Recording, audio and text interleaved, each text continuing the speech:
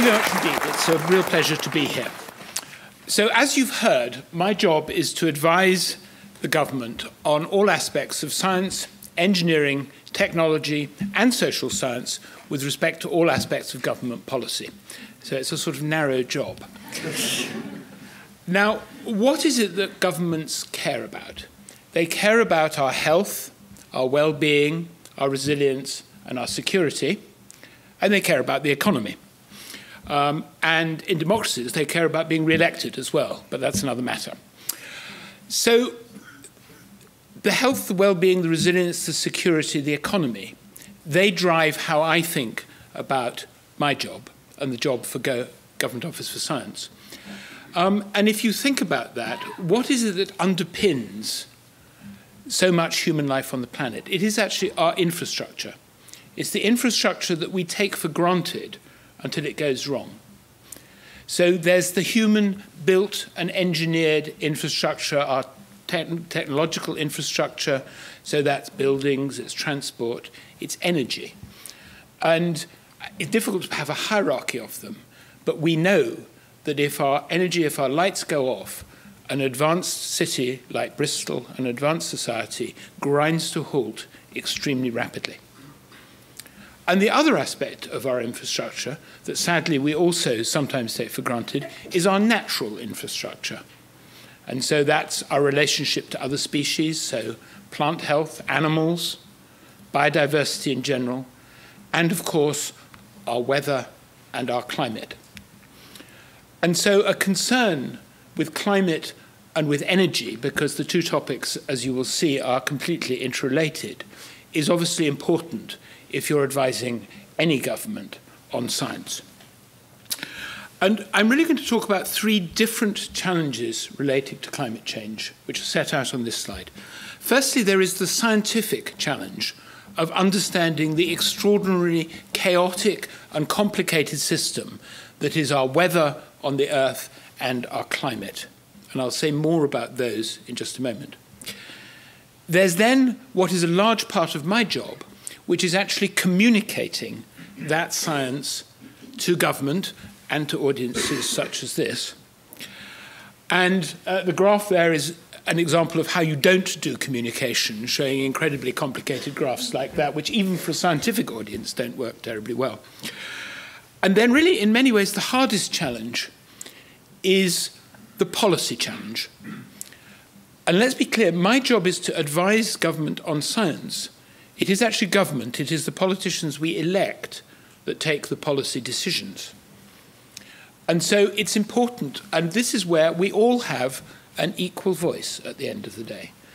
And as you'll anticipate, I'm going to show you that humans are influencing the climate in ways that are going to be very adverse in the medium and long term. It's for all of us to decide what to do, and there are basically three options. We could decide to do absolutely nothing about it, simply throw up our hands in the air and say it's all too difficult and never mind what's going to happen to future generations.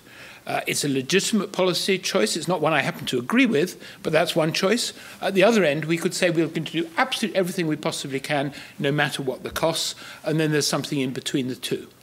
So that policy decision is the policy decision for the politicians that we elect, and democracy is about all of us participating in that discussion. So one of the big challenges, and a particular challenge in the UK, and I was just interviewed live by Radio Bristol, is the distinction between the weather and the climate.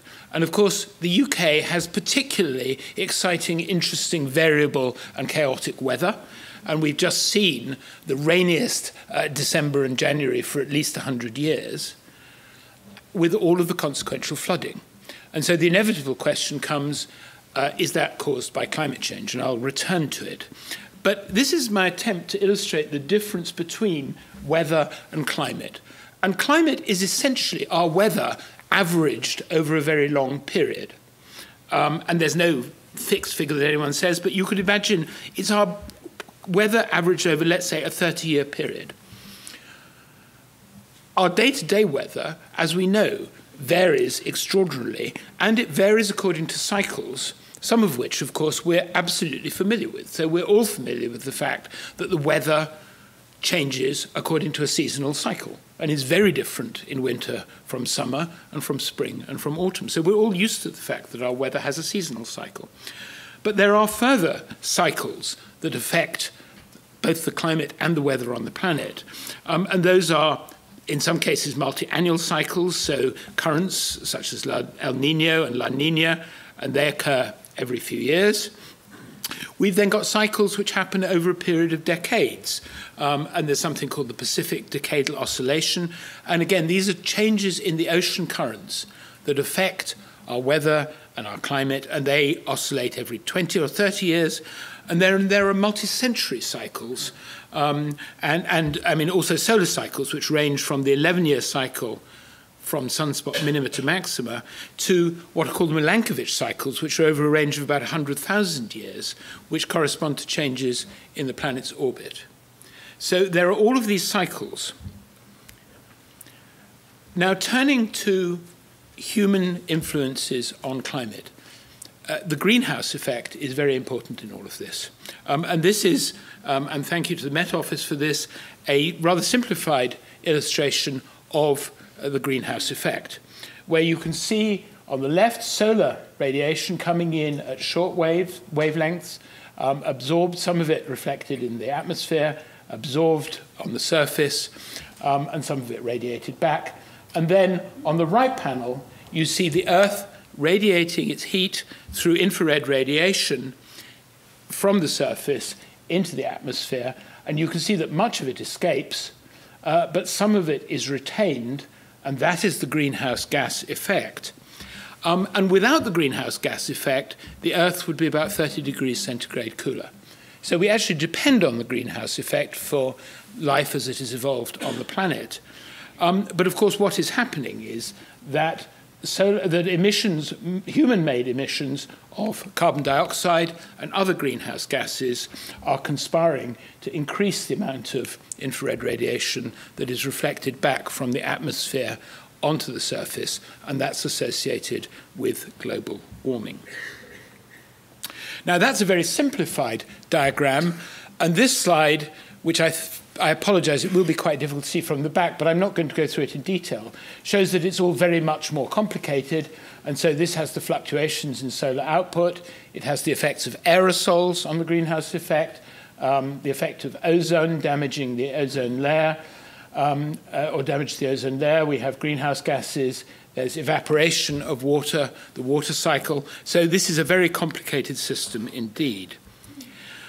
And it's worth remembering in any discussion where our atmosphere came from. And of course, we inherited our atmosphere as we know it today from the creatures from which we're, through evolution, descended. So photosynthesis began about 2.5 billion years ago, and microorganisms such as cyanobacteria, blue-green bacteria, were the first to evolve the capability to photosynthesize. And then the forests, the Carboniferous forests, which were very much more dramatic than present-day forests, and they absorbed carbon dioxide and metabolized it into oxygen, which was released back into the atmosphere. So the atmosphere which we breathe today, with an oxygen concentration of about 20%, is actually the product of the respiratory system of our ancestors. And of course, what's happened to those ancestors is that as they died, they have given us not only our atmosphere, but our fossil fuel. And so our coal, our oil, our gas have all come from the decay of those organisms from millions and billions of years ago. And what, of course, we're doing is we're taking the carbon that's fixed in them and we're burning them and releasing the carbon dioxide that they absorbed all those millions and billions of years ago back into the atmosphere. And, of course, what's happened is that all of this accelerated with the Industrial Revolution, which, of course, was invented and developed in the United Kingdom. And it is with the pace of our industrialization that our consumption of fossil fuels has just increased. And I don't think any of us should forget that the quality of life that we experience today, the fact that humans live much longer, is all down to the fact, the consequences of that industrial revolution and the power of energy to actually transform human lives. So we're here, in a sense, in the present form because of the Industrial Revolution, but it's now causing problems for ourselves and for future generations. And of course, this slide will be very familiar to you. This is a graph of our human world population over the last 4,000 years. And you can see the exponential growth that's happened in human populations over the last couple of hundred years, where we now have a population of approximately 7 billion people on the surface of the planet. And what is happening, perhaps not surprisingly, is that our industrial emissions and our atmosphere is catching up. And what you can see here, going back now over about 800,000 years, is measurements of carbon dioxide levels that were in the atmosphere at various periods. And you can see these 100,000-year cycles, the so-called Milankovitch cycles, associated with changes in the planet's orbit around the sun. But you don't have to look very carefully to see that, and this is where we are now in 2012, that from levels of up to about 280 parts per million of carbon dioxide concentrations in the atmosphere have now reached approximately 400 parts per million. And what you see here are two possible scenarios in terms of carbon emissions heading towards the end of this century, so in 2100. And you can see that in a low emissions scenario, and I'll come on to that, that keeps us at about 550 parts per million. If we carry on with business as usual, we'll end up here. And this graph, which shows our carbon emissions, I'll come back to in just a moment. Now, predicting the future is always a difficult thing to do. And of course, there are uncertainties when we look at the future. But measuring the present and measurements of the recent past are much more straightforward in many ways. They're still difficult. And one of the things that has happened in medicine is that scientific studies, a new medicine or something like that, you can never tell from an individual scientific paper whether a drug has any particular effect or not. You can get an idea. But something that was invented in medicine is the meta-analysis, which is looking at all of the papers around a particular topic and getting a consensus on what they show. And that's what's happened in the world of climate science. And so we have the Intergovernmental Panel on Climate Change. And that's 259 lead scientists from 39 countries who regularly do a meta-analysis of all of the evidence around climate. And the fifth of these reports came out in the autumn of last year. And the message from that is that the warming of the climate is unequivocal and that humans are playing a very important contribution to that. So what we're looking at here is the annual average temperature, and it's going back to 1850. And what you can see is that there is a rise in the temperature over that time period, particularly more recently. And you can see this dramatic fluctuation, and that's what you expect. It goes with the fact that weather systems are chaotic, and there is a lot of internal variability. This is looking at it, averaging it over 10-year periods. And you can see that each of the last 3 decades was warmer than the decade before it. And all of the evidence is that this is warmer than any time in at least the last 800 years or more. Now, we're not just dependent on one set of measurements. And if you think about the consequences on the planet if there's warming, then there's a number of things that you would predict. So firstly, you would expect that you would get warming in a number of different places. So you would see the air temperature, the sea temperature rising. You would see the marine air temperature rising, the sea surface temperature rising over land. So measuring temperature in different places. But you would also expect there to be less snow cover, to be melting of ice, and you would expect that sea level would rise, partly because of the expansion of water that happens as the temperature goes up, and partly also from the runoff of water from land surfaces into seas and oceans. And what the IPCC found is when they looked at all of the evidence each of these was consistent in terms of the observations. And I haven't got time to go through all of those now, but here, for example, is a series of different observations. So there are 6 different sets of observations on this particular graph, and this is simply looking at sea level. And you can see that, in fact, it's rising very consistently going back to the middle of the 19th century, and the sea levels are rising by about 3 millimeters per year and have risen by about 0.2 of a meter since about 1900. And if I looked at each of those parameters that I showed you on the previous slide, you would see multiple data sets showing that the results would be as you would expect in a world that is warming. Now, there's been a lot of discussion recently about the so-called pause in global warming, and that is that if you look over about the last 10 years, then the average temperatures don't seem to have changed very much. But, to be honest, this is a very, very complicated system, and it is chaotic, and it's not that this is the first time that there's been a pause. There was a pause here. There are pauses at various times, and in very complicated systems, you expect over time for there to be a great deal of fluctuation. And so I don't think there's any reason to be over-optimistic or over-excited about this so-called pause. And current global average temperatures are still at record levels.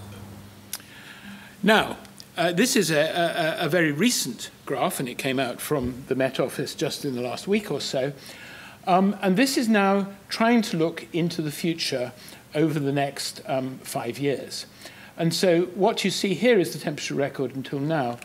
And the way the Met Office does its weather forecasting, is that it's built a very complicated mathematical model of our climate and our weather, and that is used to make our weather forecasts. And I think we're all familiar with the fact that short-term weather forecasting is now really very accurate indeed. And one of the reasons that, although there has been a lot of damage with the recent rains, that there's been less than there was, for example, in 1953, is that we are much better at forecasting the weather. And it's those very same models that can be run over much longer time periods to start looking at how climate might change over longer periods.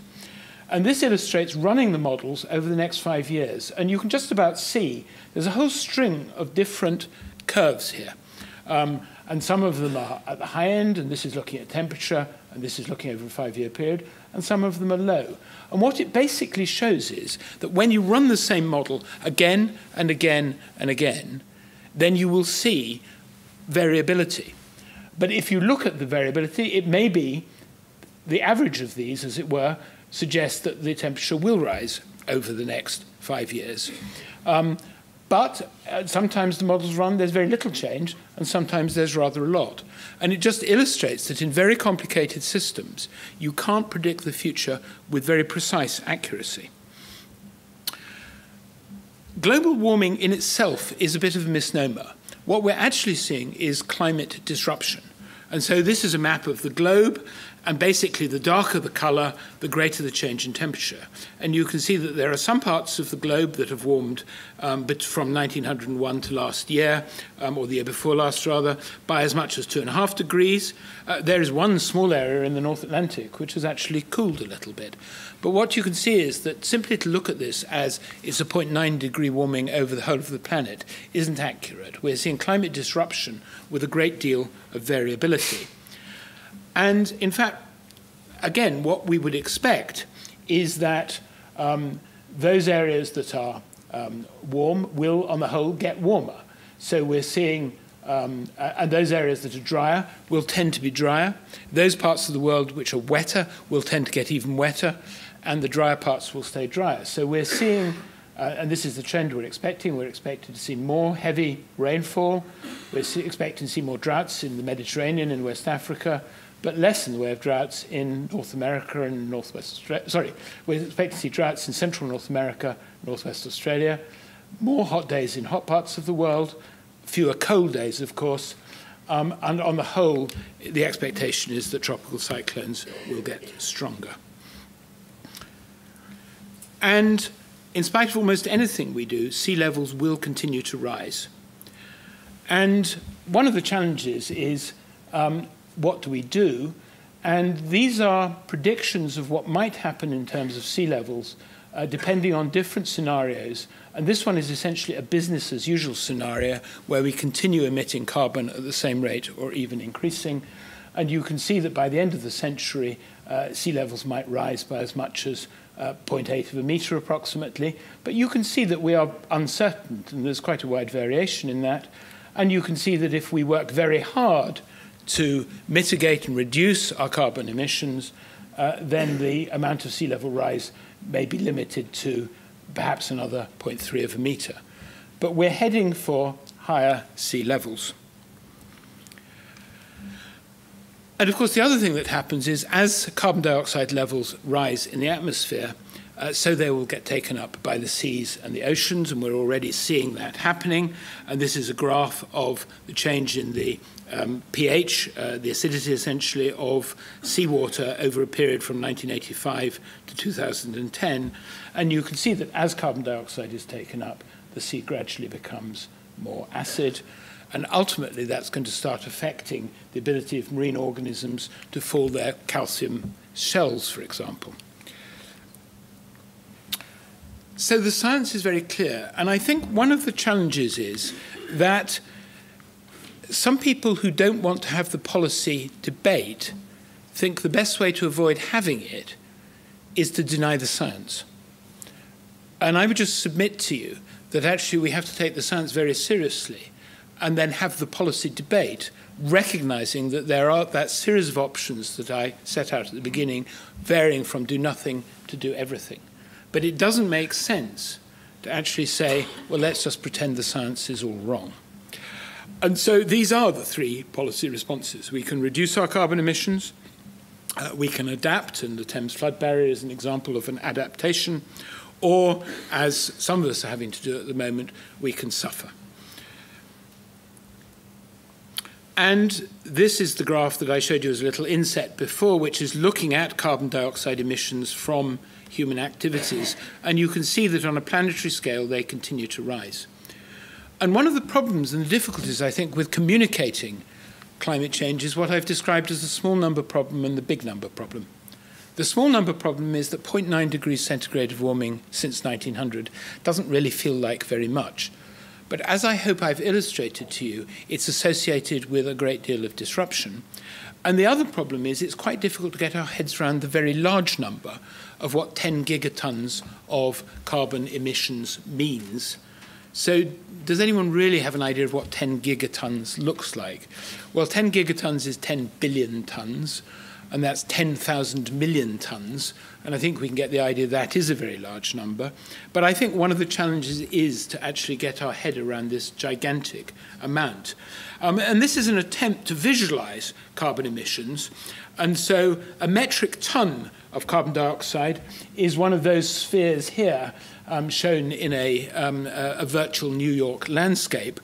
And the pile of spheres there enveloping the Empire State Building is in fact 1 day of emissions from New York alone. Now that starts giving you an idea. Now just imagine 10,000 million of those balls every year. That's actually what we're putting into the atmosphere, and that's in carbon. And actually when you turn to carbon dioxide, it's more than that. So, and once it's there for a long time. And so about half of any given amount of carbon dioxide that's put into the atmosphere is taken up by the land and the oceans within a few decades. The other half is going to remain in the atmosphere for hundreds of years. So every year that passes that we put up another 10 gigatons, that's going to leave a legacy for many hundreds of years to come. And so the arguments that say we can simply delay action until we've got the magical technologies that will solve all this doesn't wash very well. And this, I think, is a good, clear graph from the IPCC report. And this looks at the number of carbon dioxide emissions, the amount of carbon dioxide emissions going from 1850 in gigatons of carbon. And you can see that up until now, which is the end of the black line, we've emitted about 500 gigatons in total. And then this is looking at the temperature warming associated with it. And you can see that figure of about 0.9 degrees of centigrade there, and that takes us to the present. And then this basically projects different scenarios in relation to the likely range of temperature change associated with it.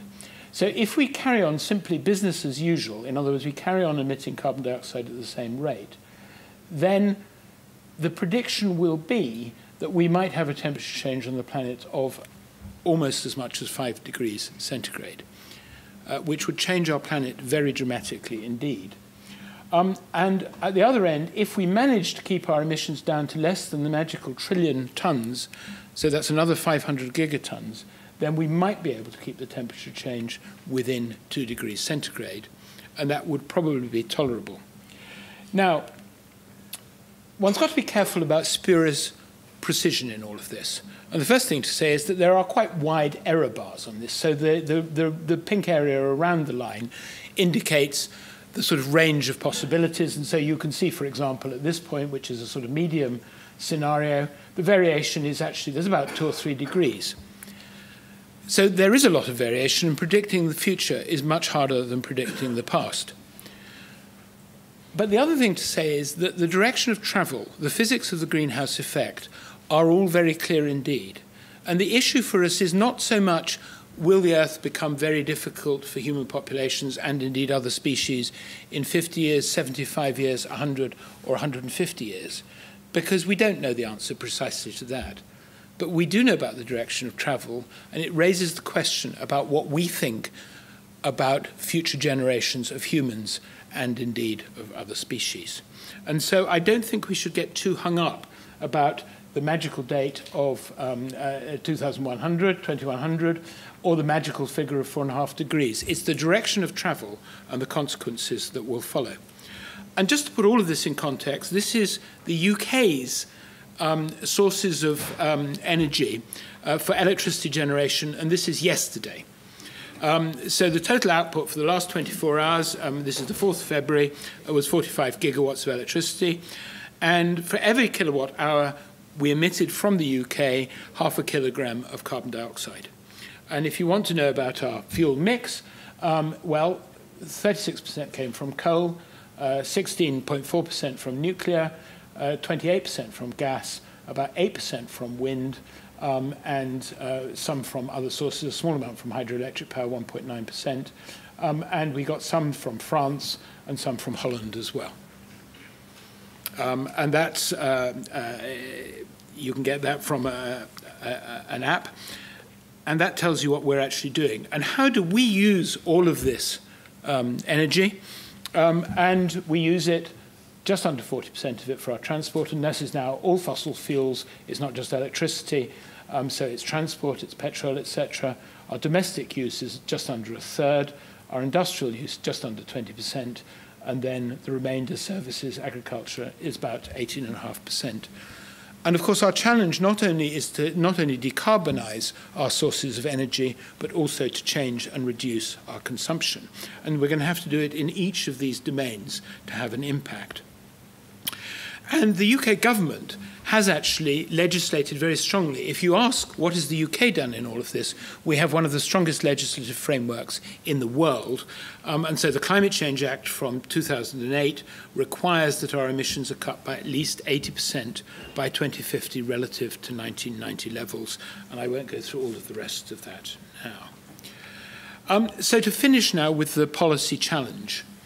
And I was interested, this is work actually that came from Nick Pidgeon in Cardiff, just down the road from here.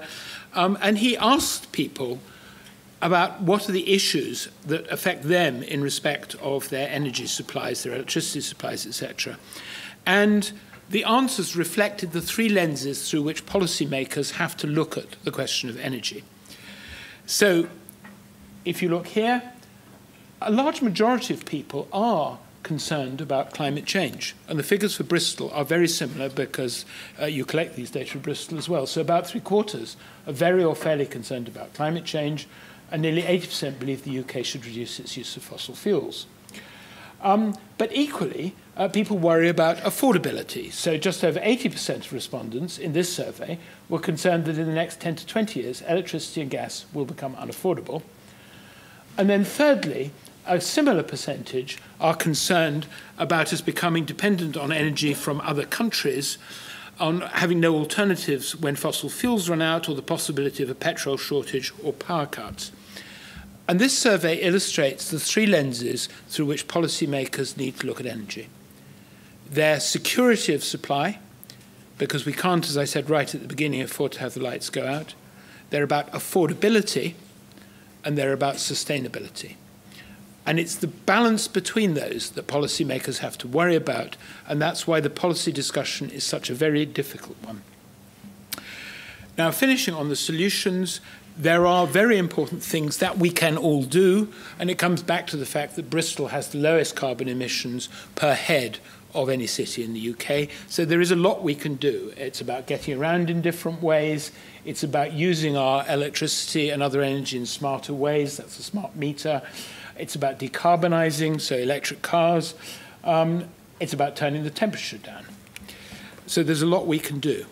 But it's also about decarbonising our electricity supply and other energy sources, and this just illustrates some of the possibilities here. So renewable energy from wind, from waves, from tidal power, solar energy. And to be able to continue to burn fossil fuel, it's about capturing the carbon that is emitted as a result of that.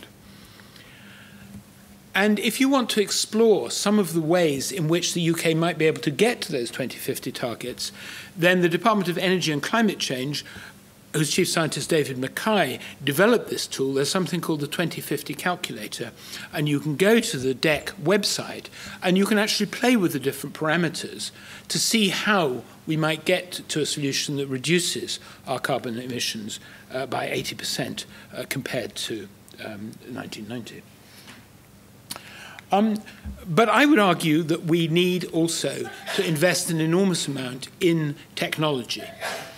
Because it is technology that's got to be the answer of our problems. It's technology that has given us the quality of life we have now.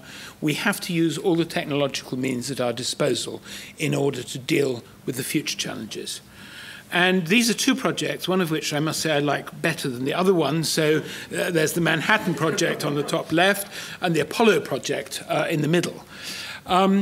These were driven by, in the case of the Manhattan Project, war, in the case of Apollo, the prestige of nations. But if we can collaborate to make these major achievements, then I would argue the pressure for us to collaborate to develop the new technologies that we need if we're going to have the energy that humans are addicted to and need for our advanced lifestyles, we really need to work together.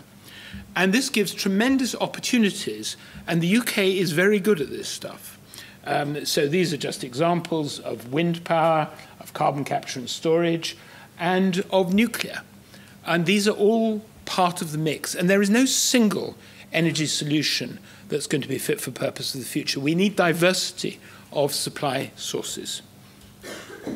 And of course, those changes to behavior will be good for our health as well as our environment and will save us money. And there's no getting away from the fact that I said we need to mitigate, adapt, and suffer. So we do need to adapt to the impacts of climate change, and we need to find ways of minimizing our suffering. So to end, whatever the policy options we do adopt, there is going to be a price, whether it's now or later. And economists talk about this in terms of discount rates, but I think the easiest way to talk about it is to think about future generations. What price a grandchild, and indeed, if it isn't our grandchildren, what price the grandchildren of our grandchildren.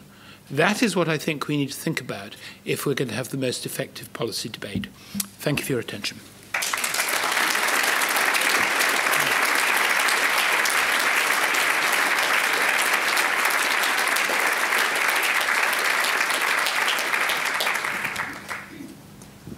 Shall I stand up?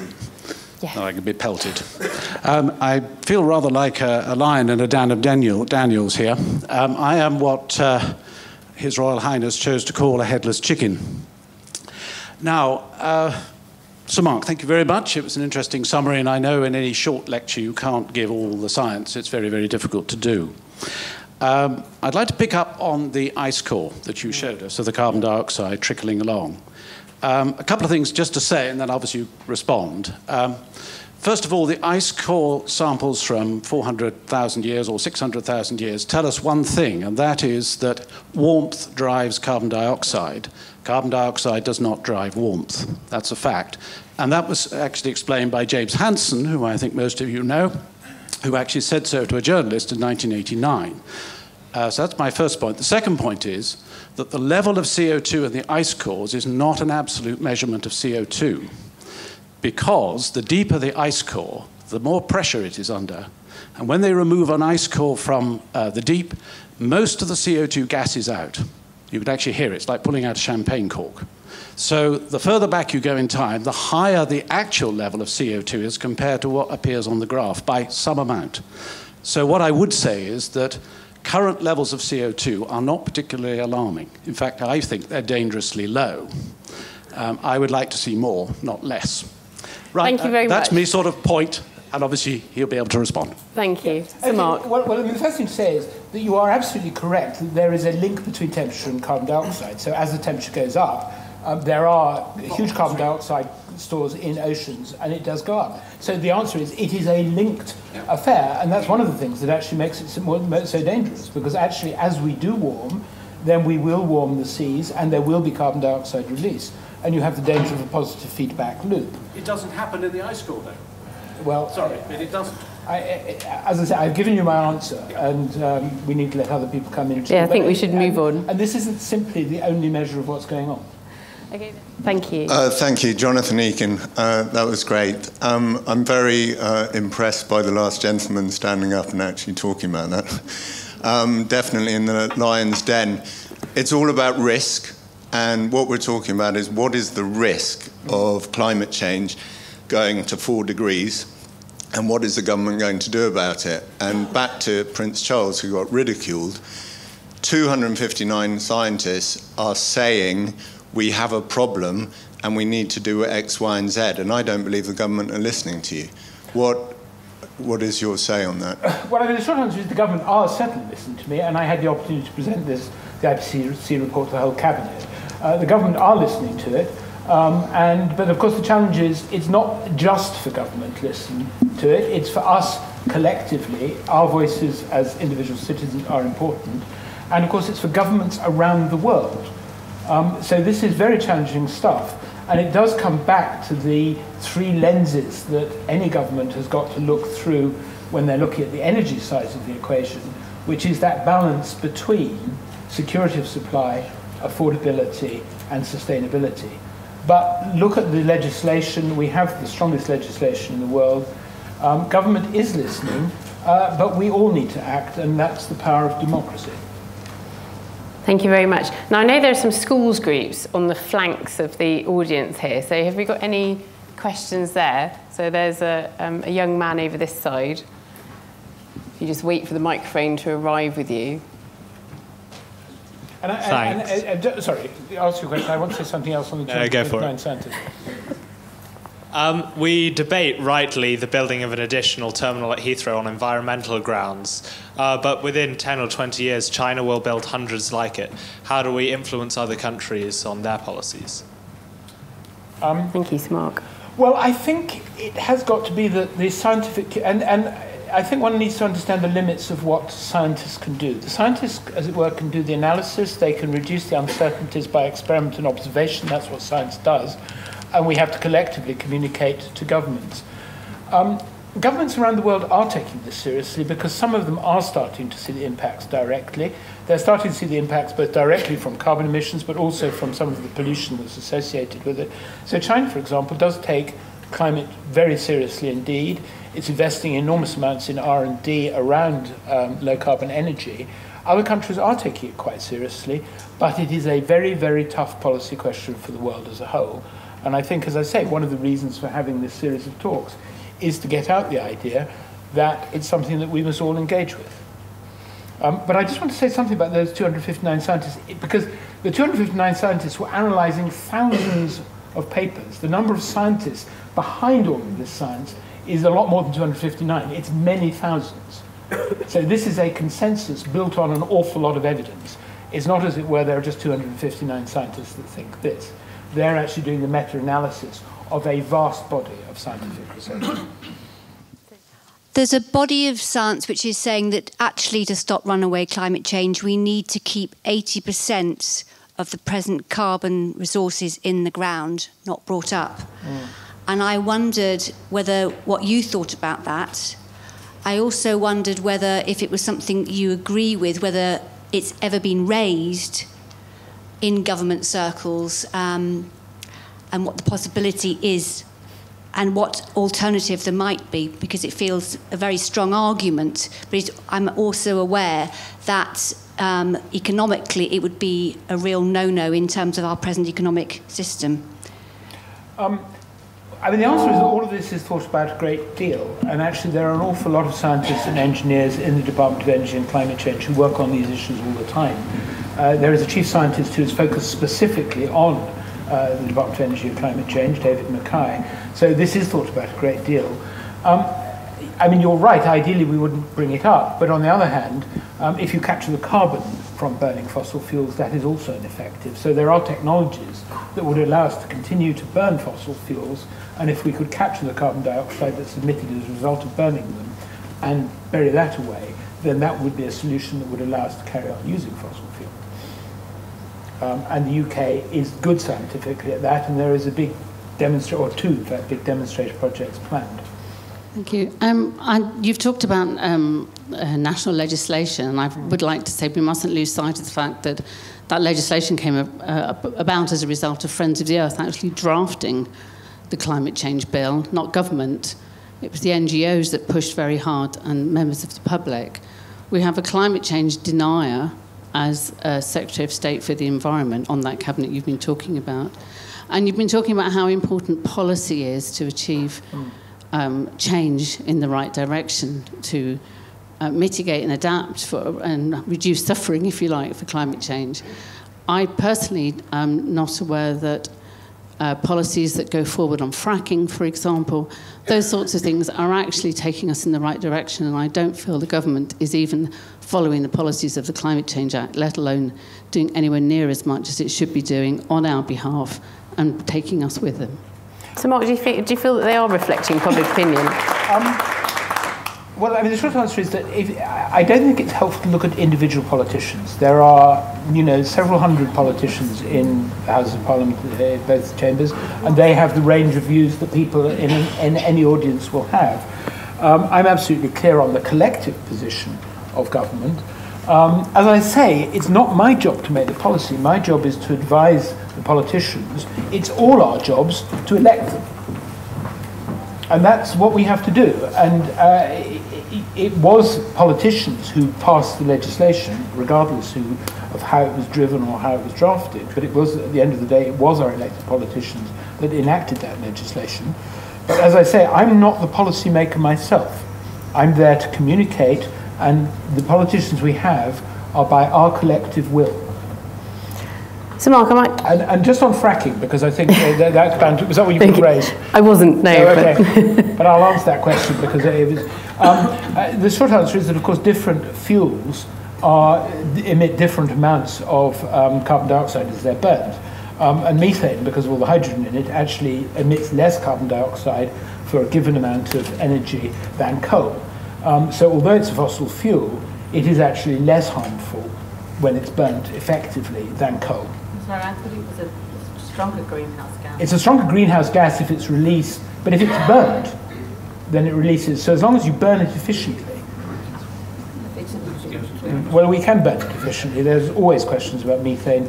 So I mean, the scientific advice, and the scientific advice on fracking is fairly clear.